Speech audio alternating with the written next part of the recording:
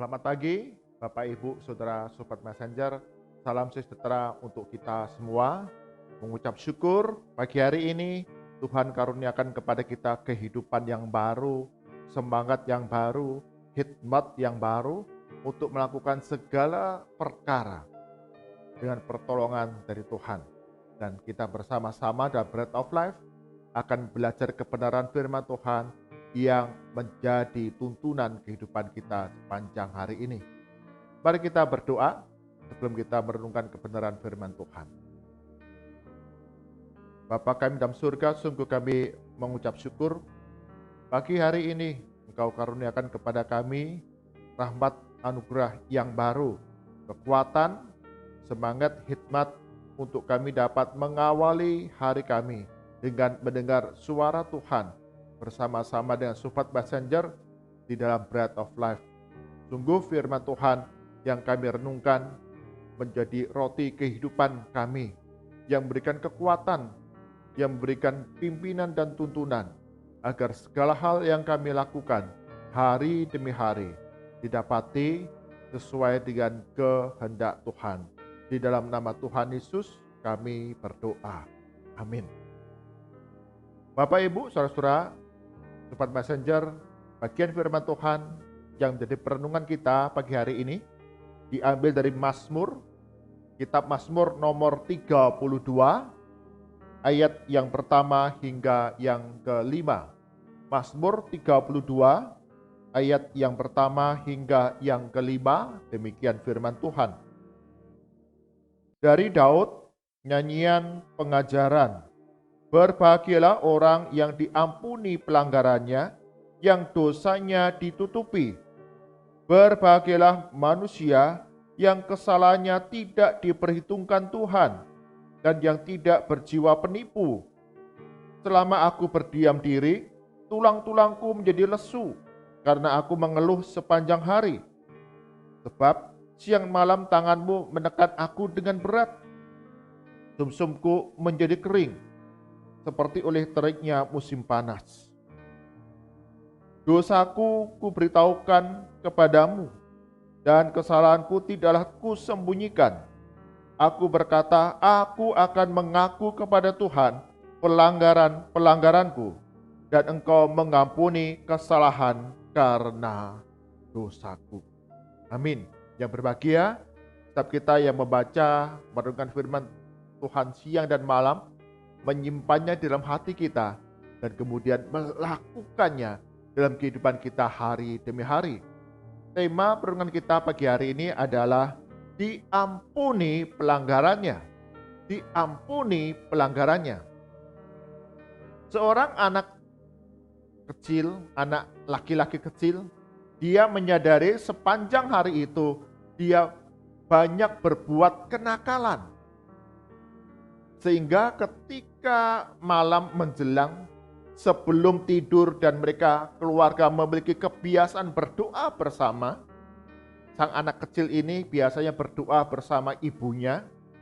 Maka ketika sang anak ini menyadari hari itu dia banyak berbuat nakal, maka ketika dia ingin berdoa sebelum tidur,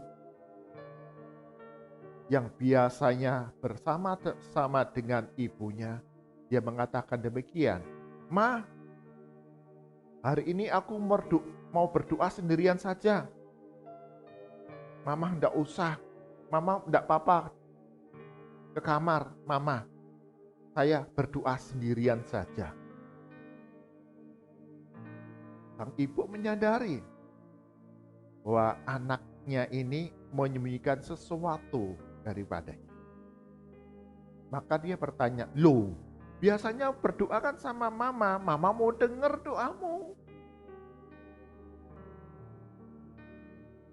Sang anak kemudian, "Enggak usah, Ma. Aku berdoa sendirian saja." Sang ibu bertanya, "Loh, kenapa?" Sang anak menjawab, "Nanti kalau Mama dengar doaku, isi doaku, Mama pasti marah. Tetapi kalau Tuhan yang mendengar isi doaku, Dia tidak marah. Tapi Tuhan mengampuni pelanggaran-pelanggaranku.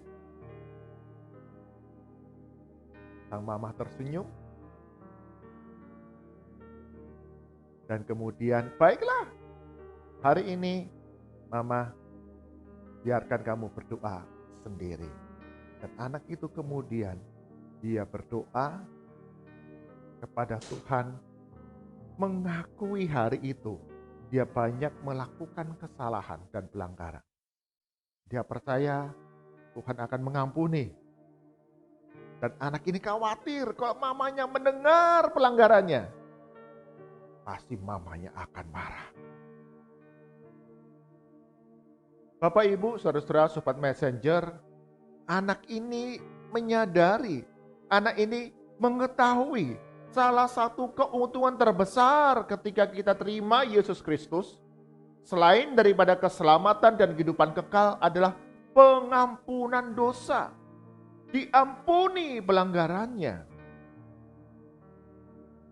Ya, setiap kita yang menerima Yesus Kristus sebagai Tuhan dan Juru Selamat, maka kita akan menerima pengampunan dosa.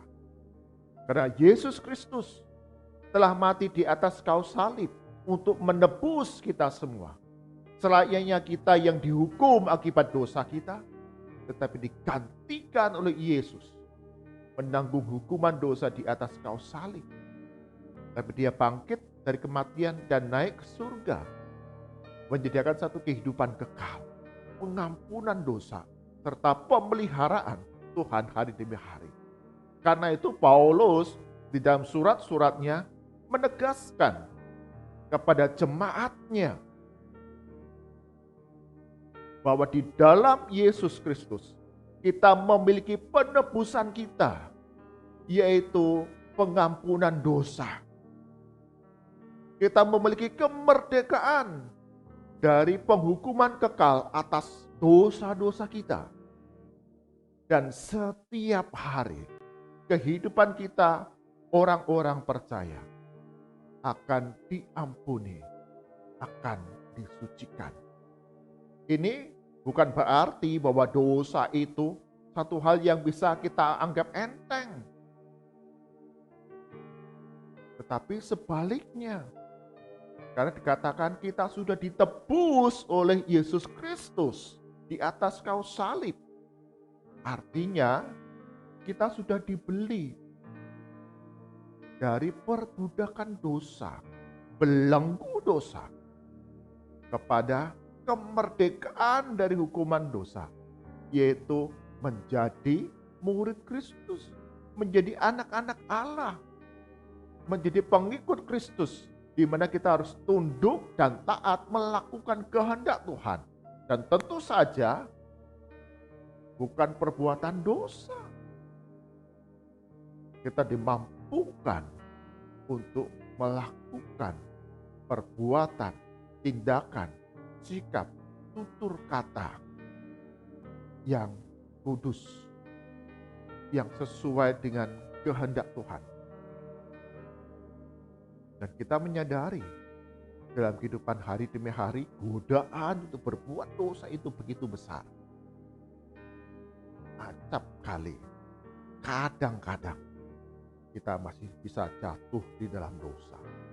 Dan ketika itu terjadi dalam kehidupan kita, Tuhan mengendaki kita datang kepadanya, mengaku dosa, dan pelanggaran kita akan diampuni.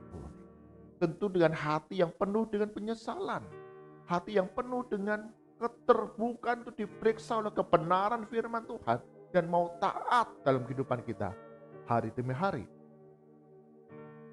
Mazmur 32 yang sudah kita baca, ditulis oleh Daud setelah dia ditegur oleh Nabi Nathan atas perbuatan dosanya, atas pelanggaran-pelanggaran yang dilakukannya, yaitu perzinahan dengan Batsyeba, bahkan membunuh Uria, suaminya.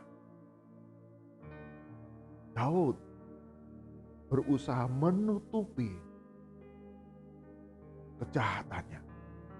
Daud berusaha merahasiakan akan kejahatan yang dilakukannya.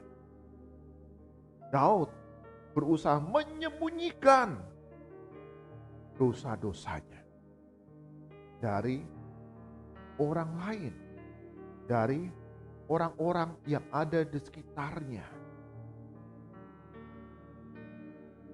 Maka kemudian digambarkan di sana di dalam ayat yang ketiga dan keempat, betapa menderitanya Daud ketika dia berjuang sedemikian rupa untuk membungkus rapat-rapat pelanggaran dan dosa-dosanya.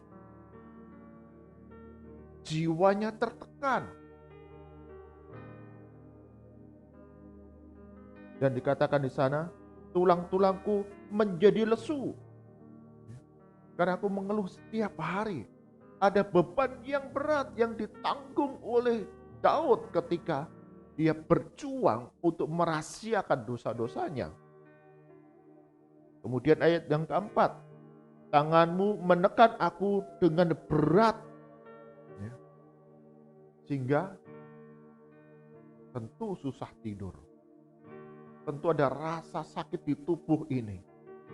Ketika kita berjuang untuk menutupi segala pelanggaran, dosa, dan kejahatan kita. Tidak ada tempat yang tersembunyi sehingga Tuhan tidak dapat melihat akan perbuatan kita. Tuhan tahu apa yang dilakukan oleh Daud. Daud tertekan atas segala usaha perjuangannya menyembunyikan dosa-dosanya. Tuhan menunggu Daud datang kepadanya dan mengaku dosanya. Di tengah rasa tertekan, Nabi Nathan datang dan memberikan sebuah perumpamaan. Ada seorang kaya yang merebut hak milik dari seorang janda miskin. Daud yang tertekan jiwanya ketika melihat sebuah kejahatan. Juga segera dia mengatakan, orang yang melakukannya itu harus dihukum mati. Kita melihat ada luapan emosi, jiwa yang tertekan yang dialami oleh Daud. Tapi ketika Nabi Nathan menegur, engkaulah yang berbuat dosa itu. Ketika Tuhan menegur, Daud, engkaulah yang berbuat dosa itu. Daud kemudian datang kepada Tuhan, mengakui akan segala dosa dan pelanggaran serta kejahatannya. Dan Tuhan mengampuni dari dosa-dosanya. Tuhan memulihkan keadaan Daud untuk terus menjadi orang yang dekat dengan Tuhan, mencari kehendak Tuhan dalam kehidupan hari demi hari. Bapak Ibu, saudara-saudara Sobat Messenger, pengorbanan Yesus Kristus mati di atas kayu salib adalah bukti nyata akan kasih Allah yang besar. Bukti bahwa Tuhan Allah itu, Yesus Kristus, menanggung segala dosa-dosa dan pelanggaran-pelanggaran kita.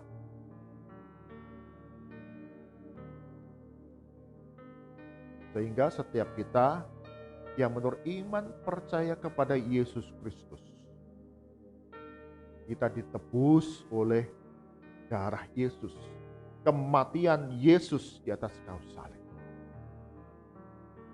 Selayaknya kita yang menerima penghukuman, tapi Yesus yang menggantikan kita. Dan ketika Allah mengampuni dosa-dosa kita, maka Dia tidak akan mengungkit ngungkit lagi. Di dalam ayat yang pertama dikatakan demikian, berbahagialah orang yang diampuni pelanggarannya, yang dosanya ditutupi.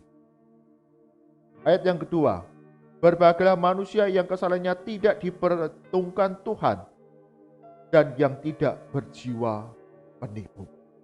Ini mengajarkan kepada kita Tuhan Allah memberikan pengampunan kepada kita dan tidak mengungkitnya lagi,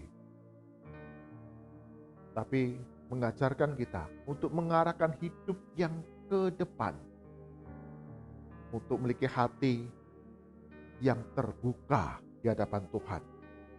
Dan dikatakan di sana kesalahannya tidak diperhitungkan Tuhan.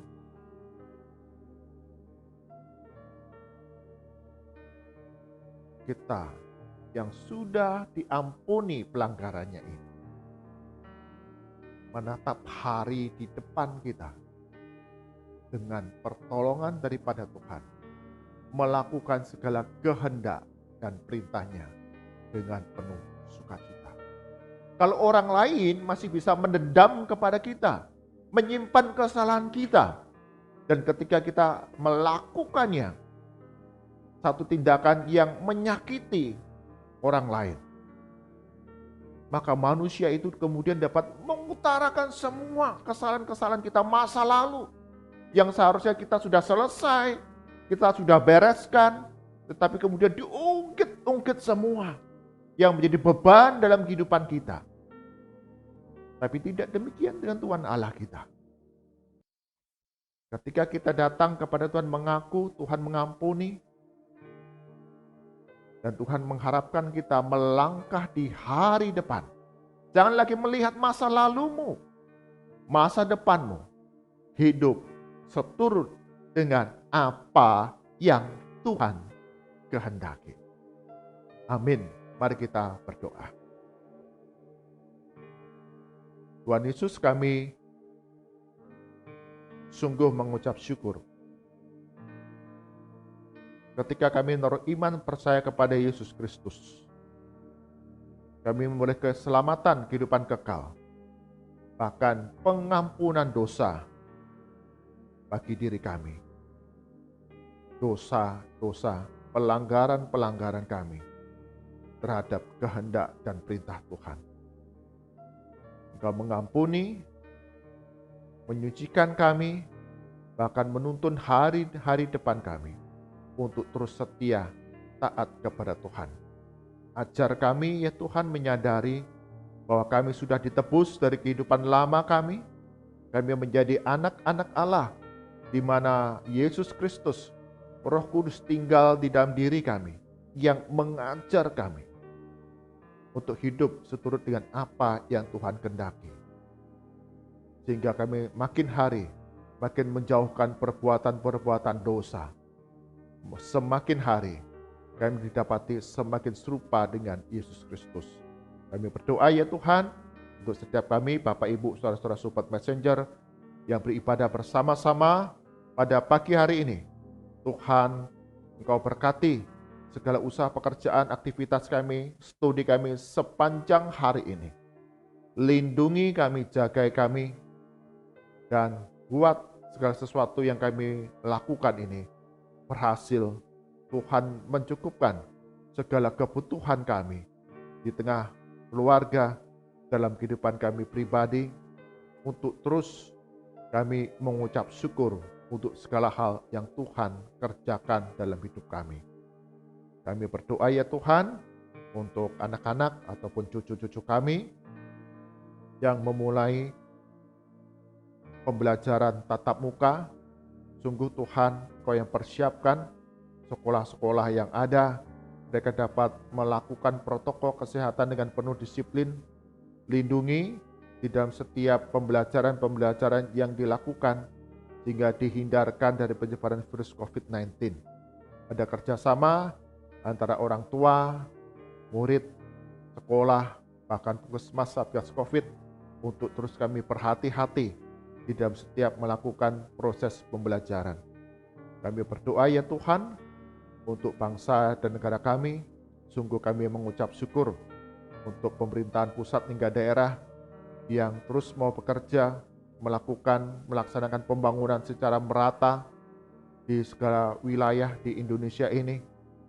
Sungguh Tuhan, Engkau yang akan berkati setiap proyek-proyek pembangunan dapat tercukupi biayanya, dan setiap tenaga kerja mereka dapat mengerjakannya yang terbaik sehingga tepat pada waktunya yang akan membangun perekonomian, kesejahteraan rakyat yang semakin baik. Berdoa untuk orang-orang Kristen yang duduk di dalam pemerintahan, Engkau juga berikan hikmat, semangat, sehingga keberadaan mereka terus menyuarakan kebenaran, menyuarakan kehendak Tuhan di tengah-tengah keberagaman negara kami Indonesia. Sehingga mereka boleh melihat sungguh Kristus nyata dalam kehidupan anak-anak Tuhan yang membawa kebaikan dimanapun ditempatkan di bidang-bidang unit-unit yang ada dalam pemerintahan, menjadi alat kemuliaan bagi nama Tuhan. Berkati negara kami Indonesia ini semakin hari terjadi pemulihan, kemuliaan bagi nama Tuhan. Mari angkatan kita, arahkan hati kita kepada Tuhan, dan kita terima berkat daripadanya. Kasih karunia dan damai sejahtera dari Tuhan kita Yesus Kristus, kasih pemeliharaan yang sempurna dari Allah Bapa, serta persekutuan penghiburan dari Roh Kudus senantiasa hadir dalam kehidupan kita hari demi hari. Hidup dengan penuh tanggung jawab sebagai anak-anak Allah yang sudah ditebus dalam Yesus Kristus dari sekarang sampai selama-lamanya. Amin. Bapak Ibu, saudara-saudara Sobat Messenger, inilah panggilan kehidupan kita ketika kita menjadi anak-anak Allah yang gagal jatuh dalam dosa. Tuhan Allah rindu kita datang kepadanya, mengaku akan segala dosa dan pelanggaran kita. Maka Dia akan ampuni semua pelanggaran kita. Bahkan Roh Kudus dikirimkan bagi kita untuk kita hidup hari demi hari semakin kudus, semakin serupa dengan Yesus Kristus. Tuhan berkati kita semua. Amin.